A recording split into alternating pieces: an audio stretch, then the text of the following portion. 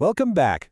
Esta es la tercera parte y final de los videos relativos a primera alimentación. So for those following along, that means this is the third and final part of our explainer on first feeding, and honestly, the stakes have never been higher. Today, we're moving way past the basic setup. We are focusing entirely on the strict, zero margin for error operational protocols that you absolutely need if you want your vulnerable fry to survive and become robust, healthy fingerlings. This whole crucible of survival, it's all about mastering the environment and keeping invisible threats at bay. Okay, so here's our roadmap for today. First up, oxygen and water flow. Then, feeding the fry. Third, tank hygiene protocol. Fourth, fighting microscopic parasites. And finally, number 5, preventing fungal and bacterial threats. Let's get right into it. Section 1. Oxygen and water flow. Before we even think about bringing food into the equation, we have to make sure the physical dynamics of the tank are completely flawless. Now, you might be thinking you need some crazy, highly expensive flow meter setup to get this right. But what's really fascinating here is how brilliantly simple the solution actually is. You can accurately calculate your water flow by literally just holding a bucket right under the inflow for exactly 10 seconds. Just by measuring that volume, you can easily extrapolate the exact liters per minute. It's fast, it's economical, and it's highly accurate for making sure your fry are getting the exact water exchange they desperately need. But, getting the water flow right is really only half the battle, because oxygen management is incredibly volatile. The amount of oxygen in your water naturally drops as temperature and salinity go up.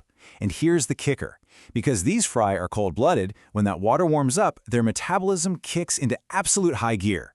These tiny fry actually consume relatively more oxygen than the larger fingerlings do. So it's a perfect storm. Right when the water physically holds less oxygen, the fry demands so much more of it. Moving on to Section 2, feeding the fry. Once that water environment is perfectly dialed in, introducing food changes the entire dynamic of the tank. First feeding pellets are unbelievably small. We're talking often just 0.9 millimeters, but size isn't everything here. These pellets absolutely must be fresh from the current season. You literally can never use last year's feed. And even more importantly, they must be 100% dust-free. If the feed has degraded or maybe it absorbed some moisture and turned dusty, that dust will instantly clog the delicate gills of the fry. You are essentially suffocating them with their own food if you compromise on pellet quality. Next up is the timing. You have to establish a highly disciplined feeding interval. We are talking about offering meals strictly every 5 to 10 minutes. That's right, 5 to 10 minutes. You definitely cannot just dump a day's worth of food into the tank and walk away. So why is that exact frequency so absolutely crucial? Well, it's entirely mandated by their biology. Fry have incredibly tiny digestive tracts. They can only handle microscopic amounts of food at any one time. Plus, they're not great swimmers yet. Their swimming capacity is severely limited, which means they can't go chasing food clear across the tank. The food literally has to come to them, evenly distributed in tiny bite-sized intervals. And timing matters for another huge biological reason. Fry only eat from the water column. Once a pellet hits the bottom of the tank, it is completely useless to them. Because these feed particles are so insanely small, they have a massive surface area relative to their volume. What that means is the nutrients rapidly leach right out into the water. So by the time a pellet sinks to the floor, not only has it lost its nutritional value, it's basically ceased to be fish food altogether. Which brings us to Section 3, tank hygiene protocol. If that feed on the bottom is no longer food, what is it? Well, it transforms into a deadly operational hazard. Cleanliness of the tanks is absolutely imperative. I want to repeat that because it's not just some best practice, it's literally a life or death requirement. That unused feed on the bottom, it's going to quickly become a massive breeding ground for fungus and bacteria. Setting up a strong, intentionally designed water current to push all that waste and unused feed toward the central filter, that's your very first line of defense. To actually manage this, operators have to execute a really strict 3-step daily flushing procedure.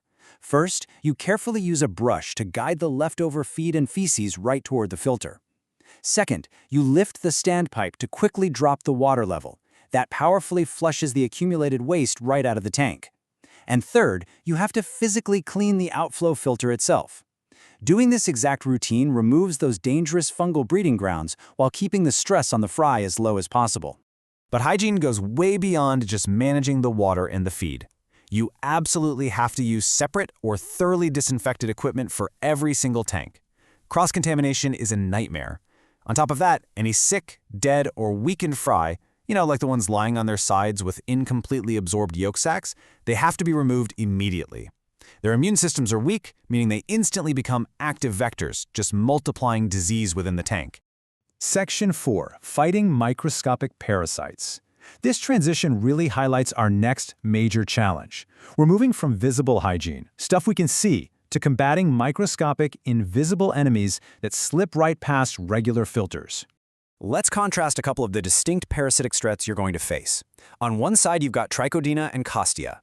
These guys are completely invisible to the naked eye. You literally need a microscope to identify them.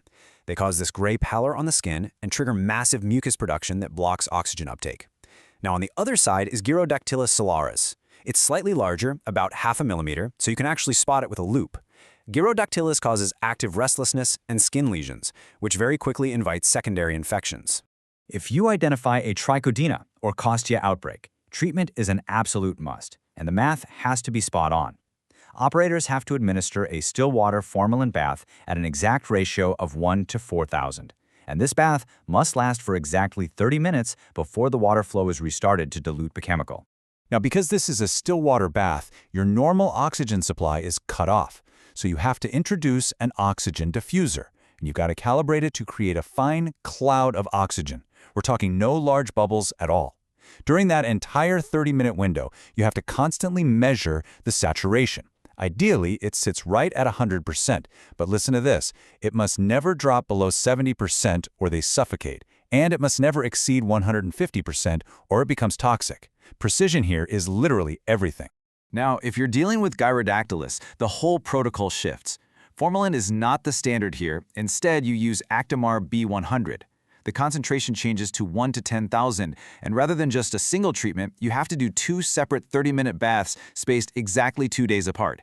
It just goes to show how incredibly exact you have to be with your chemical countermeasures depending entirely on which invisible enemy you're fighting. Finally, Section 5. Preventing fungal and bacterial threats. Let's look at the ultimate consequence of failing at the previous steps.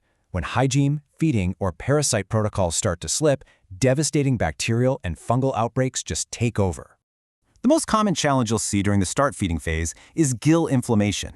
It's really a catch-all term for comprehensive gill-related problems, and it is heavily accelerated by overfeeding coupled with those warmer water temperatures that we know the fry need. When excess feed rots on the bottom, it literally forms these cotton-like fungal balls. You might only see the large clumps, but invisible fungal threads are circulating throughout the entire tank, directly attacking the gills of your fry. The reality of gill inflammation is just tragic. If a fish gets heavily stressed by this, their secondary lamellae, which are the super delicate structures in the gills used to exchange oxygen, they will actually fuse together. And the absolute most crucial takeaway here, that malformation is completely irreversible. Even if the fry somehow survive to become fingerlings, they will carry deformed gills for their entire lives. They'll stop feeding early whenever they're stressed, which permanently stunts their growth. Another critical symptom of poor operational routines is fin rot. This usually starts as just a tiny lesion caused by high stocking density, limited water exchange, or sometimes even fry attacking each other because of underfeeding aggression. That little lesion quickly becomes a secondary bacterial infection. While improving your water quality routines is always the first fix, massive outbreaks of fin rot might force you into some pretty extreme measures, like having to utilize heavy antibiotics. We've seen how quickly unused feed becomes a literal poison, how tiny little variations in temperature can crash your oxygen levels, and how invisible parasites demand absolute chemical precision. So as we wrap up this explainer, I want to leave you with this thought to reflect on. With microscopic threats multiplying constantly, are your daily feeding and hygiene routines truly rigorous enough to guarantee these vulnerable fries survive the crucible to become robust fingerlings? Thank you so much for joining me for this 3-part series, and I'll catch you on the next explainer.